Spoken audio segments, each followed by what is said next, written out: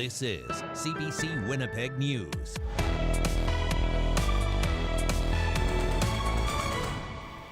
Good evening. Thanks for joining us tonight. I'm Emily Brass. Janet Stewart is off. We heard last week about a plan to build dozens of new apartment buildings around Polo Park Shopping Centre. Now, another Winnipeg mall hopes to have hundreds of units on their property by next year. As CBC's Cameron McLean reports, the plan has some residents worried whether their streets can handle the extra traffic. Traffic flows in and out of the parking lot at Northgate Shopping Centre. This is where the owners of the mall hope to build more than 200 apartments. It's a plan they say meets the needs of both the people in the area and new immigrants moving to the city.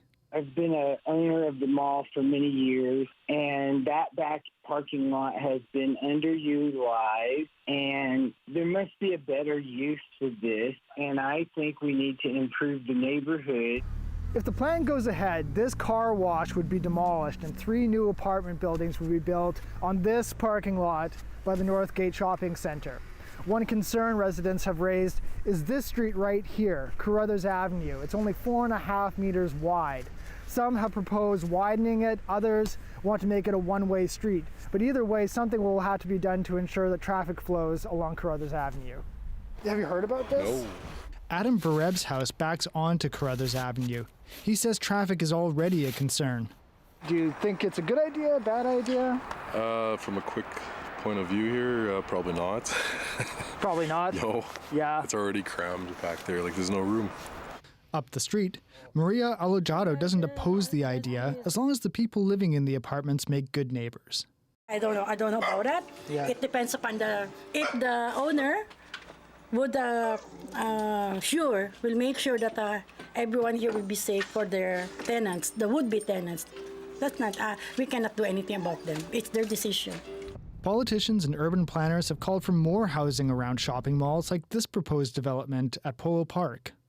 But one expert wonders whether the Northgate development will meet the demand for affordable housing. It's not terrible. It's not a terrible idea. But it just depends. And again, it's like, we need to think more broadly about what kind of housing are we building. A hearing on the proposal is set for Monday at City Hall. Cameron McLean, CBC News, Winnipeg. We're learning more tonight about a fire early last week at a Winnipeg hospital. The fire was deliberately set by a patient, and it's leaving staff concerned for their well-being. CBC's Brittany Greenslade has more. The incident happened here at the Victoria Hospital. CBC News has learned a patient on the 6th floor mental health unit was able to start the fire after locking themselves in a room. It's once again prompting calls from nurses who say they don't feel safe doing their jobs. The fire was started by a patient who was at the hospital for psychiatric treatment the morning of January 9th. Well, the Winnipeg Police and Winnipeg Regional Health Authority say the incident is not criminal. It's raising questions about how it was able to happen in the first place. The fire set off the sprinklers, causing flooding and electrical issues, which impacted a number of floors at the hospital.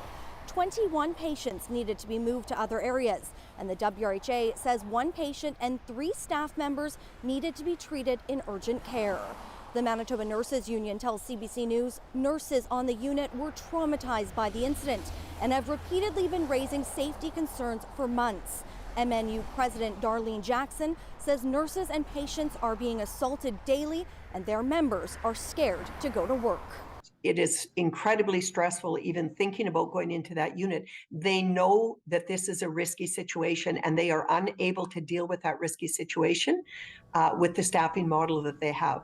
So it is extremely stressful. But I also believe it's stressful for patients to be put in a situation where some of these patients need to be have some intervention quickly. And if you're understaffed, if you have higher patient loads, you can't provide that intervention. So it's stressful for patients as well.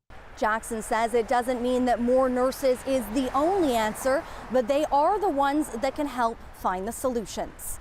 Brittany Greenslade, CBC News, Winnipeg.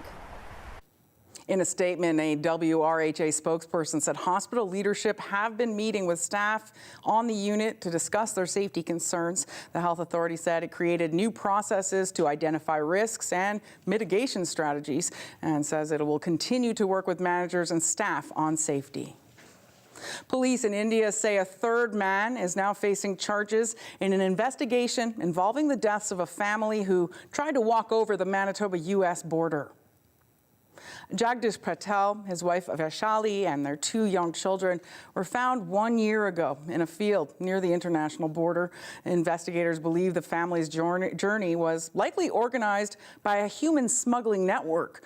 Police in India have already charged 2 men with crimes, including attempting culpable homicide and human trafficking. They're accused of acting as immigration agents, allegedly supplying paperwork to people traveling with the Patel family. A senior police officer tells CBC News a third man has now been arrested and faces the same charges, specifically in the case of the Patel deaths. A new tool to help keep drug users safe is coming to Winnipeg thanks to a community organization. Sunshine House already operates a mobile overdose prevention site. CBC's Josh Crabb reports it'll soon be equipped with a new drug testing device. Davey Cole runs the mobile overdose prevention site for Sunshine House. They're preparing to send it into service for the day. People come in, we'll have a needle disposal kit. It's an RV where an average of about 75 people per day are coming to smoke or inject street drugs under supervision without fear of legal repercussions. This is for smoking your substances. The organization has received a federal exemption to operate. Lisa Eastman drives the RV here to a backlane lot just off Main Street and Logan Avenue, where staff can administer naloxone, get people emergency help, and connect them to health and social services. And soon, with the purchase of a new device, help test the drugs people want to consume. That drug machine is really going to help with knowing how to navigate the toxic drug supply right now. It's called a laser spectrometer. Sunshine House raised money to buy the $65,000 unit. It can analyze any kind of drug with a library of thousands of chemical compounds to compare against without destroying the substance. And then potentially save their life, right? So if I have a gram of cocaine and I think it's cocaine and then it turns out to be 30% fentanyl, that's going to change the way that I'm going to use that cocaine. The device is expected to arrive this spring. Once the machine's here, it'll be stationed at the corner of Main Street and Logan Avenue at the mobile overdose prevention site 5 days a week. The device is being used in other jurisdictions, but the one coming to Winnipeg will be the first publicly accessible drug testing device in the province, according to the Manitoba Harm Reduction Network. Cole says services in the RV have been offered since the end of October, and since then, they say there's only been one intervention and the person survived. The standardized way to prevent overdoses is supervision. And so we hang out, we create a nice vibe, we make sure that people are comfortable. The hope is the new drug testing device will add an extra layer of safety. Josh Crabb, CBC News, Winnipeg. A spokesperson for Manitoba Mental Health and Community Wellness Minister Sarah Guillemard says the province wasn't consulted on an exemption or on a decision to fund the services offered by Sunshine House. The province says it's focusing on a recovery-oriented system. 2 people have been charged after a man and his 10-year-old son were assaulted on a Winnipeg transit bus. It happened around 8:30 last night near the 500 block of Main Street. Police say a man and a woman who the victims didn't know started shouting obscenities at them. The man and his son were punched in the head numerous times. Police say the 2 suspects got off the bus but were found nearby and arrested. The man and the child were taken to hospital with minor injuries. The story of protests, round dances, and demonstrations right across the country will be shown this weekend at a theater in Winnipeg. The Power Was With Us, Idle No More brings together unseen archival footage in a new documentary. CBC's Matt Humphrey has more on how it came to the big screen. This is our land, and we are not going anywhere! Capturing the essence of a sprawling national movement while keeping it to the length of a feature documentary. That was the task APTN National News gave Rick Harp and Tim Fontaine. I had never undertaken anything on that scale. I mean, Tim had a lot more experience with longer documentaries. It's a journey of its own, and it's one of those things where, had you known how much work was involved, you might not have done it. APTN approached the pair of journalists in 2017, giving them full access to the archives. Because we had actually looked at a couple of different possible documentaries that we could have done based on all of the things that APTN had covered. But this one was, I think of all of the things we looked at, this one encompassed everything, right? It encompassed politics, it encompassed social movements, it encompassed, you know, all of these things, like government, all of the players were there. It was a pretty exciting story when you think about it. They settled on Idle No More, an Indigenous-led movement which started in late 2012. Both covered it, Fontaine for APTN in Halifax and Harp for CBC in Edmonton. Like sometimes when you are an Indigenous reporter and you're in a community, even though they welcome you in, you're there to do a job and you're not a part of that community, I think, right? There's always that sort of extractive feeling, and so that was something that I felt within myself as an Indigenous journalist at that time. It follows the resistance to Bill C-45 and demonstrations across the country, including in Winnipeg, where round dances took over malls like Polo Park. There were many specific facets to Idle No More that had, were effectively unprecedented. Its deployment of social media, it's connecting in a way I don't think had been done to this extent before, on reserve and off reserve. That is to say, urban Indigenous populations. It was kind of a knitting together, a weaving together in a way that had not happened to that extent before. The doc also explores the role social media played in the movement. I think all of this sort of happened at a perfect time. And then again, social media. I don't think this movement would have looked the same had it not been for social media. The power was with us. Idle No More opens at the Cinematheque this Saturday. Matt Humphrey, CBC News, Winnipeg.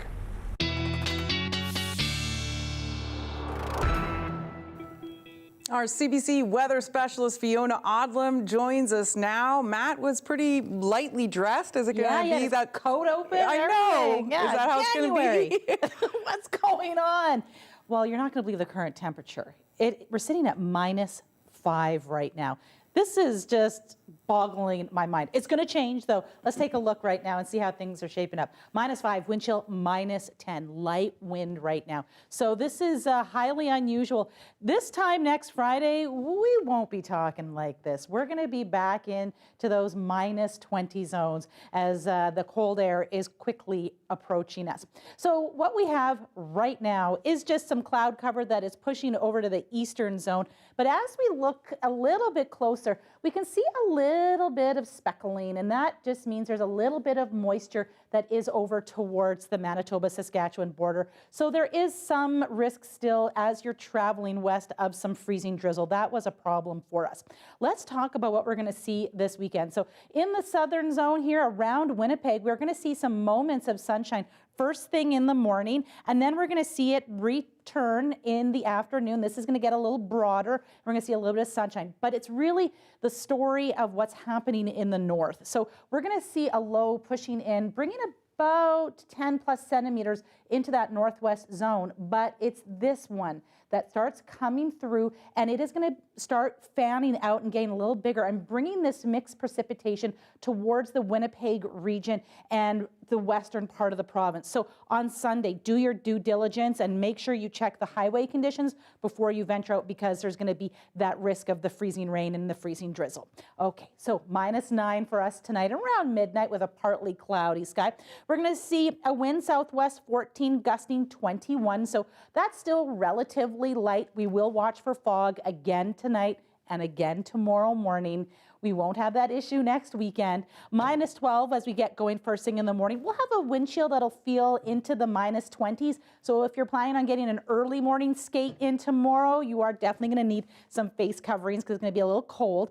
-7 and some moments of sunshine by the time we get to lunchtime. So mix of sun and cloud for us for tomorrow at lunchtime. My brain just stopped. Sun and cloud for Sunday night into Monday. We're going to watch for snow, and then we're going to be watching for consistent snow throughout the weekend. This is great news for folks who love to snowmobile. We're going to have some fresh powder on the weekend and some pretty great conditions, a little bit of fog for you into the evening tomorrow night, and a high of -11 in the north. Get those snowmobiles ready. Thanks, Fiona. You're welcome.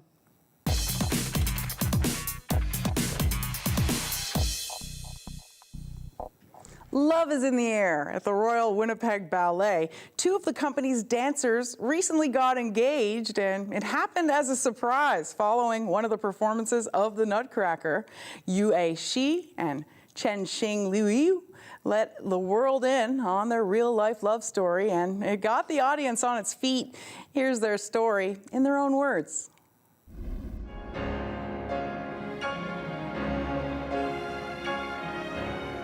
My name is Yue, and I'm a principal dancer in Canada's Royal Winnipeg Ballet, and we just got engaged. Hello, my name is Chen Xing. I'm a principal dancer with Canada's Royal Winnipeg Ballet. Actually, we met in Winnipeg. We're both from China, but we didn't know each other while we were in China. So we came here as a aspirant, but I came here first, and then he came here like 3 years later than me. And yeah, we met. In studio? Yeah. Yeah, I feel really comfortable and relaxed with her. And then that time I was, in love with her. I think after I saw him dancing, I was like, wow, this little guy is so incredible. I was like, whoa, like that moment, like catch my attention. I remember first time I told my dad that, a little boy likes me, but he's younger than me. And my dad was like, oh. And then he just like stand up and then walked away. I was like, oh.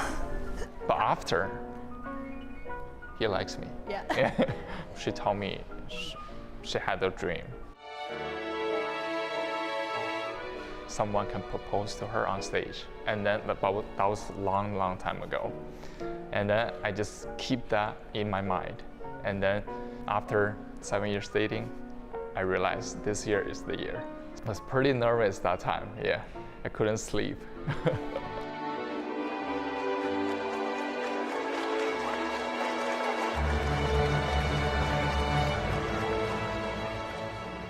It's his like moment to present me a flower, and then, but I saw it's a rose. Like I was like, wow, today's flower is different. So after he like presented me a flower, I got flower, and then I saw everybody like run off, and the spotlight came out, and I couldn't see anything because the spotlight is pretty bright. And I was like, oh my God, what's going on? Oh my God, the proposal is happening. But that time, like my brain was like blank. I think I said yes, but I'm sure my head was like north. I was like, I was like, what should I do? We're gonna get married in 2024, around July, because that's the vacation time we have. So we're gonna do that in China. Wedding, yes. Yeah. So that's what I'm looking for in the next 7 years.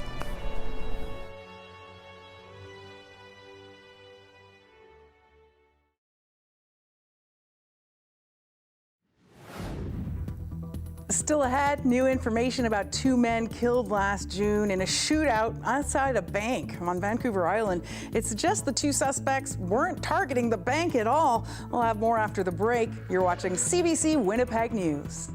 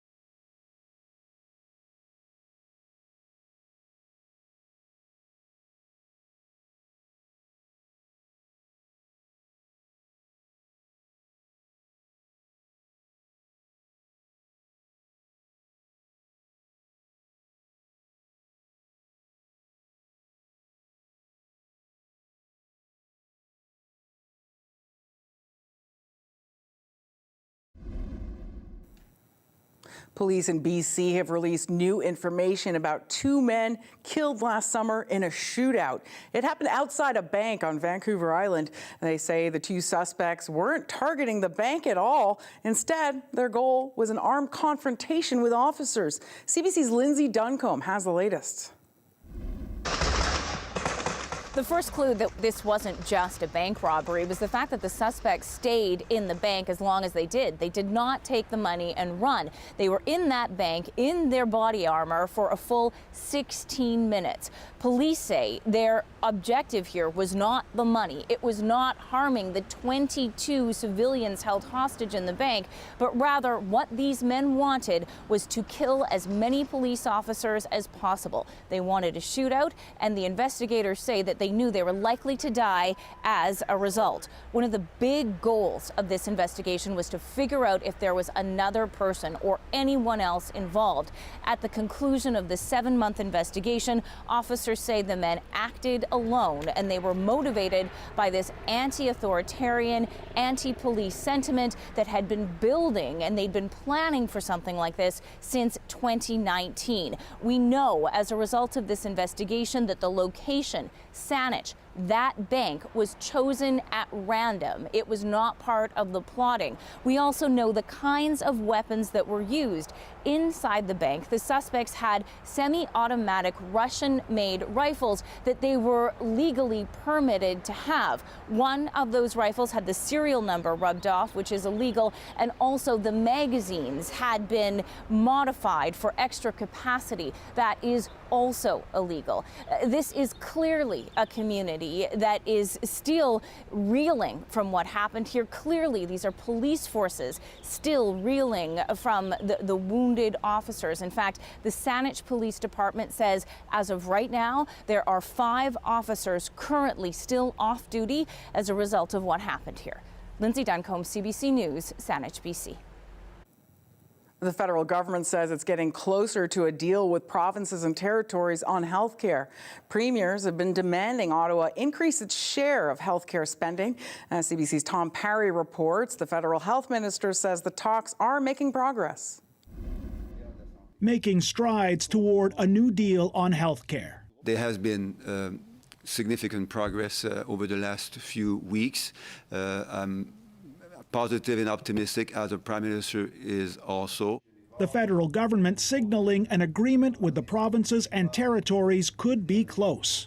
That's because we have seen a shift towards a focus on what matters to Canadians, which are results for patients and healthcare workers.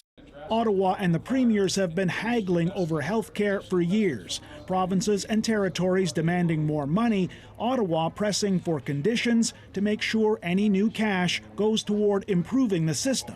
Now, what looks like a breakthrough, with New Brunswick Premier Blaine Higgs pointing to one big factor. Public opinion. I would say that the public are expecting a better healthcare system in our respective provinces. They're expecting, given what we've gone through with the pandemic and what we're seeing, every hospital strained with being able to provide services and personnel. I think they're expecting that, if we're putting more money in the system, we have to see results as a result of that. Higgs hopes to see a deal by February. The goal, a multi-year agreement to boost spending and better track healthcare dollars. For all the encouraging words, though, Ontario Premier Doug Ford was today sounding cautious. I always consult with 12 other premiers on this, and it's not going to be a one-off for Ontario, another for someone else. We've all agreed, all the premiers, we all have to work together and stay united, and that's exactly what we're going to do. The premiers may not get all they want from the federal government, but a deal could put an end to a long simmering political feud and hopefully ease the strain on a healthcare system that looks like it's stretched to the limit. Tom Parry, CBC News, Ottawa. A meeting of NATO members in Germany has led to further commitments of military aid to Ukraine, but not a commitment to send battle tanks. Ukraine has been asking for the tanks, saying they'll be essential to winning the war against Russia. Hundreds of thank you are not hundreds of tanks. Ukraine's President Volodymyr Zelensky spoke by video link at the start of today's meeting. He called for the rapid delivery of German-made Leopard 2 battle tanks. They're already in use by a number of Ukraine's European allies, but Germany has been reluctant to approve transfer of the tanks to Ukraine, and there's no indication when that might change. The U.S. has also declined to send any of its Abrams battle tanks. The days leading up to the Lunar New Year are the busiest for travel in China, and this year is expected to be one of the busiest ever. The dropping of COVID restrictions has released a pent-up desire to go home for the holidays, which hasn't been allowed for more than 2 years. The government renewed its assurances today that the virus is at a relatively low level and that the number of critical COVID patients in hospital has declined, but international health authorities are worried about the spread of the disease as record-setting numbers of people travel home to rural areas. CBC's Lisa Shing reports. Festivities for the Year of the Rabbit are already underway as China gears up for its biggest holiday. But this Beijing resident won't be celebrating Lunar New Year. Since December, 3 of his close relatives have died of COVID. There's no holiday mood. The people are suffering. People are so anxious. China's fighting a full-blown crisis. The virus has ripped through cities since the country abruptly abandoned its zero-COVID strategy last month. Rural areas may be next. In the world's largest annual migration, millions of people are heading to their hometowns for the first time in years. And that's particularly worrisome because, first of all, those are areas which have less access to medical care. And then the second big problem is those are also areas where the population is old. This infectious diseases physician says these variants will spread quickly. And that's a big setup for, an epidemic, and an epidemic associated with a lot of deaths. In a spring festival address to the nation, Chinese President Xi Jinping wished Chinese citizens safe travels. We're doing everything we can to limit the spread of infections by providing more staff and medical supplies, he said. While staff are indeed delivering pandemic prevention kits to migrant workers and the elderly in villages and providing free health checkups, hospitals and crematoriums continue to be overwhelmed. The government criticized for being ill-prepared and underreporting data since its reopening. With low immunity and vaccination rates and little experience dealing with the virus in the countryside, researchers expect the number of daily deaths to increase by tens of thousands. Lisa Shing, CBC News, Toronto. News emerged yesterday of yet another death sentence being issued in Iran in connection to the anti-government protests. Rights activists say scores could soon be under the same shadow, and they say the aim is to stifle the protests. CBC's Sasha Petrusik looks at the impact so far. Outside Tehran, an angry crowd gathers as 2 men are hanged just behind the prison walls. This is injustice, yells the mother of one of those hanged. In all, at least 4 protesters have been executed, all of these men in their 20s, paraded by the regime in televised trials. More than 100 others have also been sentenced to death by an Islamic leadership determined to hit back at 4 months of nationwide protests. They were triggered by anger over Iran's strict laws forcing women to wear hijabs. But it quickly turned into a demand for regime change. The answer from Supreme Leader Ali Khamenei: those who set fire to public places have committed treason. But instead of deterring, that threat seems to have infuriated. I think people readily are willing to die for justice and are ready to die for liberation and freedom. And I think executions do have a very effective chilling sort of effect on the community, but I don't think that it's going to be an end-all. On the streets of Iran, there may be fewer protests, though internet censorship makes it hard to know for sure. But despite potential penalties, more women have taken off their hijabs. I have anxiety. I'm nervous about it because I want to be free. I want to live normal life. It is a battle of wills right now. The standoff is bound to continue, says Iranian-born Ali Vayez. There is now a unified sense, much more than at any point in the past 43 years, that there is a need for fundamental changes and an overthrow of the Islamic Republic. But he says the struggle will likely be long, with many more protests and executions. Sasha Petrusek, CBC News, Toronto. In Fredericton, there are a few names more recognizable than Willie O'Ree. He broke the color barrier in professional hockey when he became the first black person to play in the NHL. O'Ree has been honored with a painting unveiled to mark his first game in 1958 with the Boston Bruins. Here's a look. On the count of three, that'd be great, yeah. 1, 2, 3.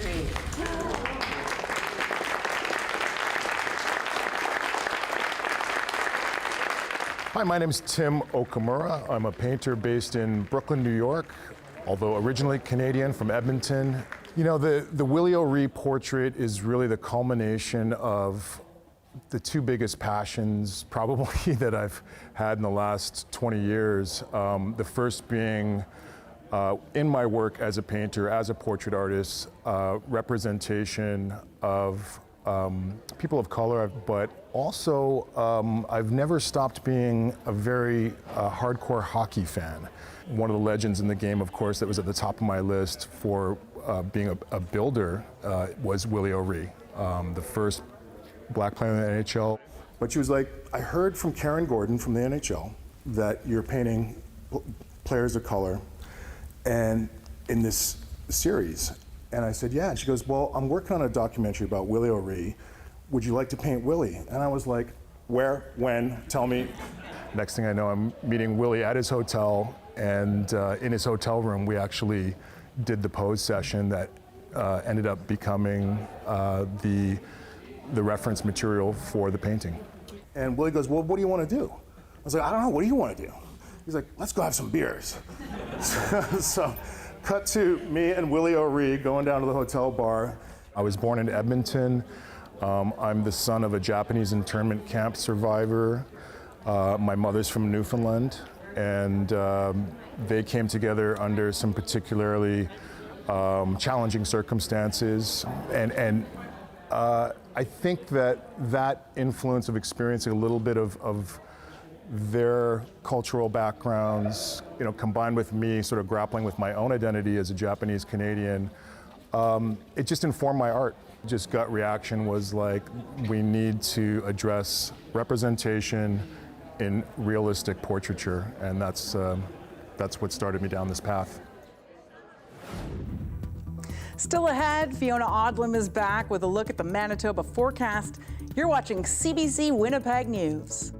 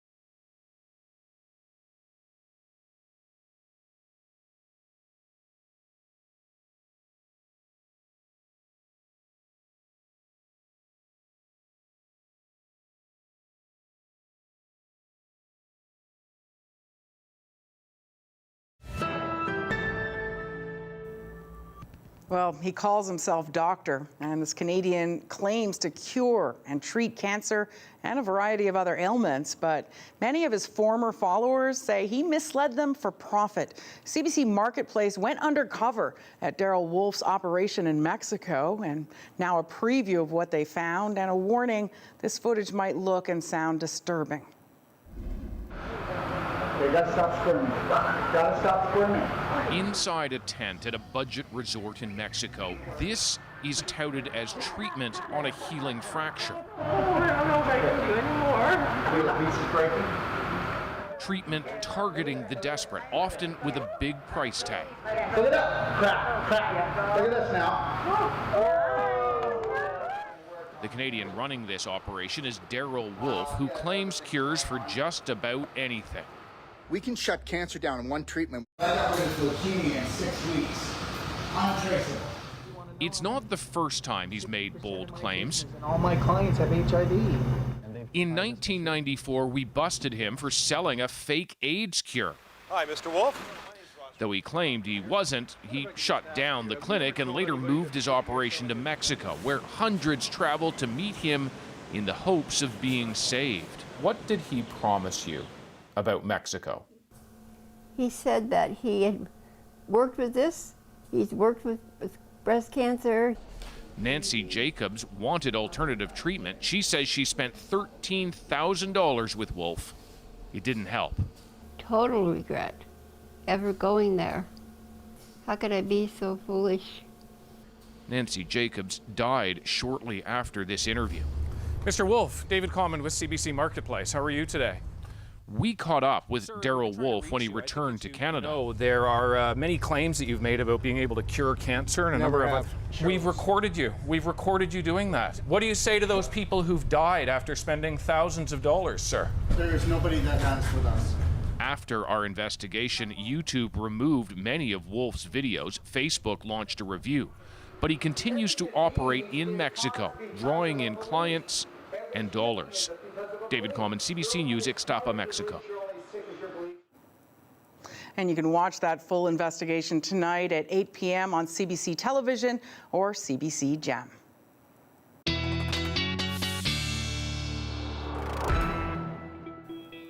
Well, Fiona Odlum is back to update us with the forecast. So what can we expect for the weekend?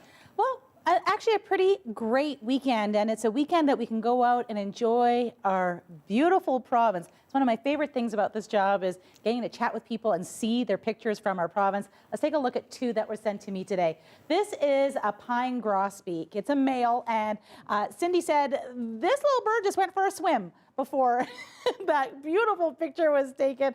Oh, I love it, and I love this one too. This was sent to us by Kimberly, and this is just her drive into work in Souris, Manitoba. Look at all that beautiful rime frost that we've had over this week with all that fog. It sure paints a pretty picture. Our current conditions, very mild, -5 at the Forks, -6 in Selkirk, -5 in Steinbach and Morris, and a cool -10 in St. Laurent, -7 in Eli.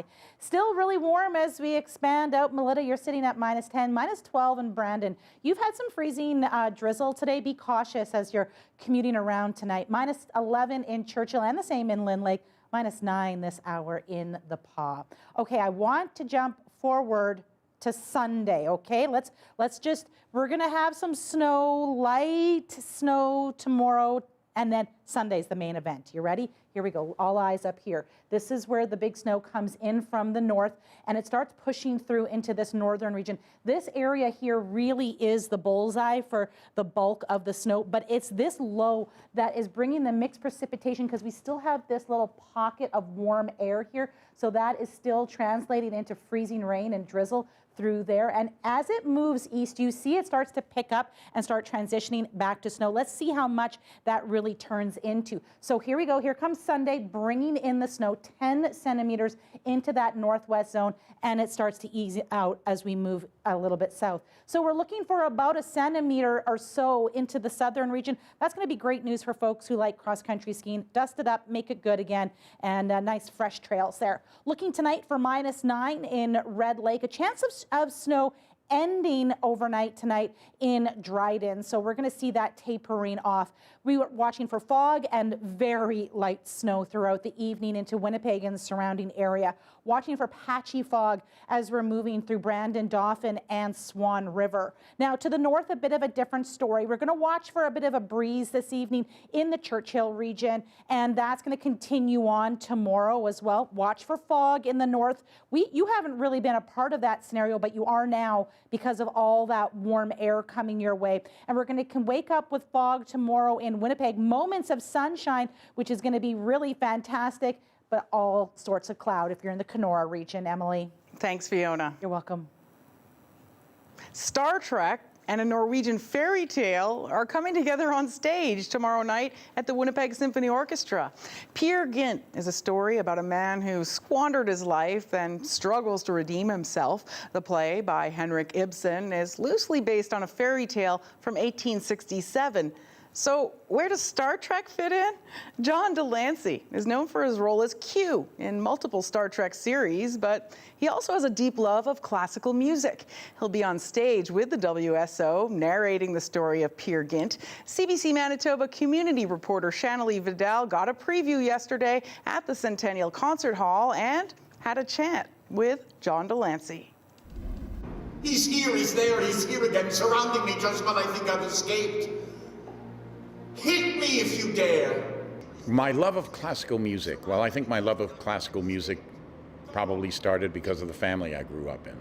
My father was the solo principal oboe player for the Philadelphia Orchestra. I spent a great deal of time down at the Academy of Music, listening some of the times and running around the rest of the time.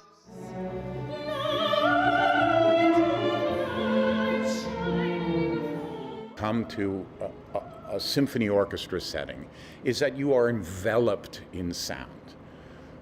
And there's an emotional journey that you take.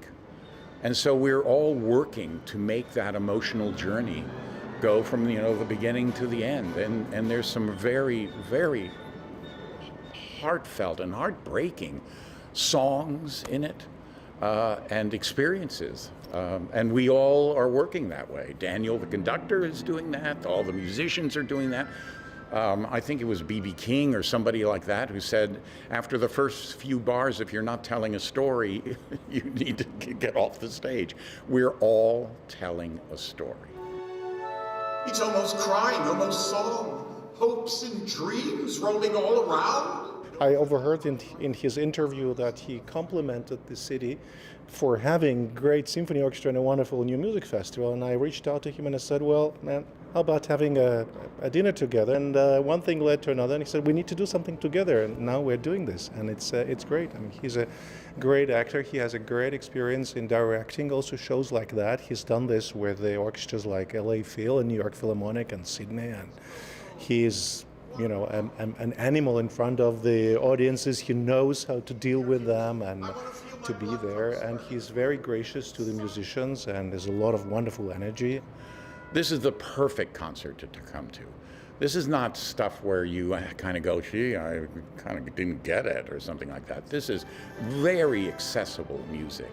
It's storytelling music. I couldn't think of a better concert for somebody who's not familiar. And if they really have to walk through the timeline of Star Trek, it's just, Q doing another gig.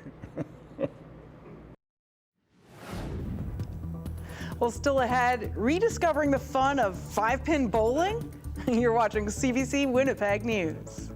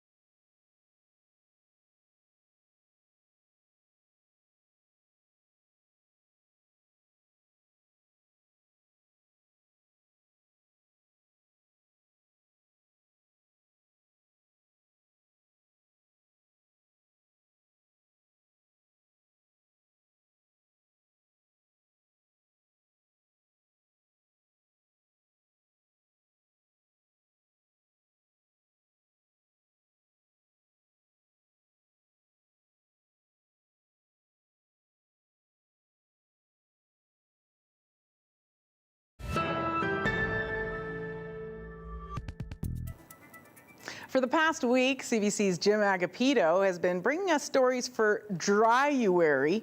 One of his tips to get through the month is to find an activity you enjoy. So today, Jim has something a little out of his lane.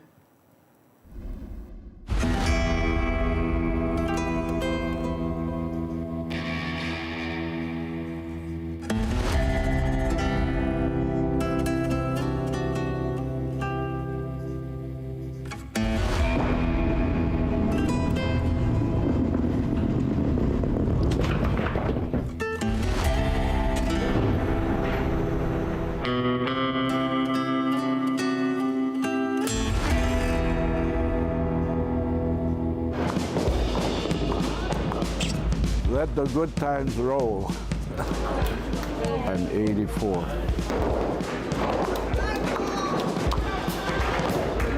Made it! It's nice to sometimes meet our friends, and that's probably the best thing. Yay! If you're looking for an activity to do, why is bowling such a good thing, to try out? Oh, bowling, anybody can do it. That's the best reason bowling is fun for everyone, from 80 to 8. I just turned 80. I'm here to bowl. I love bowling. I get my exercise. I socialize, get a few laughs. I just love it. To me, it's fun. In 5 minutes, you get 3 balls, and you can score higher. So a perfect game in 10 pin is 300, in 5 pin is 450. Come on, Matty! Well, it's a little bit competitive, so you get to have the bragging rights when you bring in your friends of who's the best bowler, and it's a whole lot of fun. What's the secret to bowling? How do you get a strike? Pray.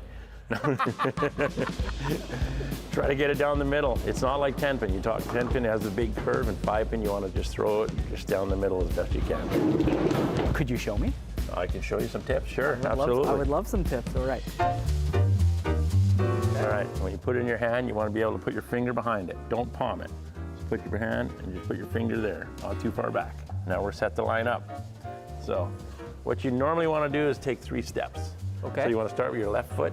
You're right-handed, obviously. Left foot. You're gonna go left foot, and throw. Okay, so left foot, and throw. Yeah. Gunner ball. That was all arm swing now, and you came inside your body, so you got to keep your arms straight. Okay. And what you want to do with this arm, because it's usually dangles, you want to put it out for balance. Okay, can you show me what you mean? So when you're going, you want to be like this when you're finishing. So you get a little bit more balance so your shoulders aren't falling back and forth. I see. Keep yourself level.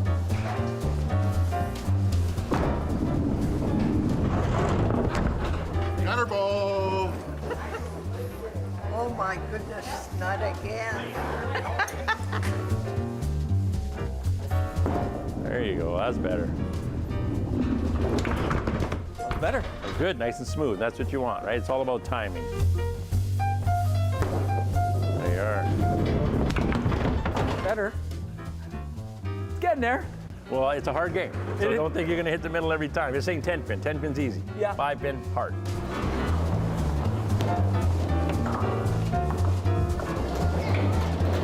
It's pretty amazing. Yeah. It's pretty amazing. I really like it. Well, I think people should come out and give it a whirl if they're looking for something fun. Absolutely. Just give us a call. Okay, thank you so much. Okay, thank you. That looked like so much fun. Still ahead, Fiona Odlum has the 7-day forecast, and we'll have your daily lift. You're watching CBC Winnipeg News.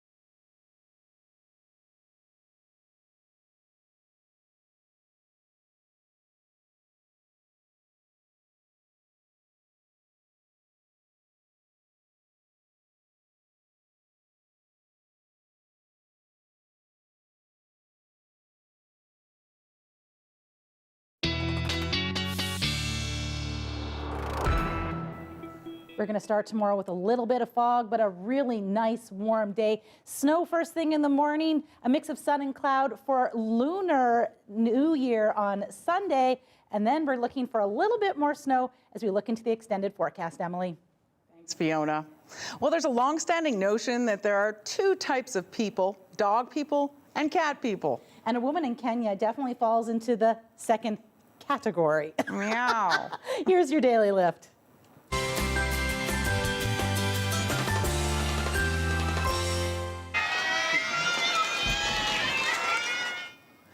It's feeding time at the Nairobi Feline Sanctuary, home to somewhere between 400 and 600 cats. It's run by 51-year-old Rachel Kabua in her 4-bedroom home on the outskirts of the Kenyan capital. She's been looking after stray and abandoned cats for nearly 10 years, but formally launched her sanctuary in 2020. It provides food, shelter, and medical care. Fees from boarding and adoption services help fund the sanctuary, but Kabue mainly relies on her family and donations to keep the facility going. And that was the CBC Winnipeg News for this week. We'll be back at 11. Have a great weekend. Have a good one, everyone.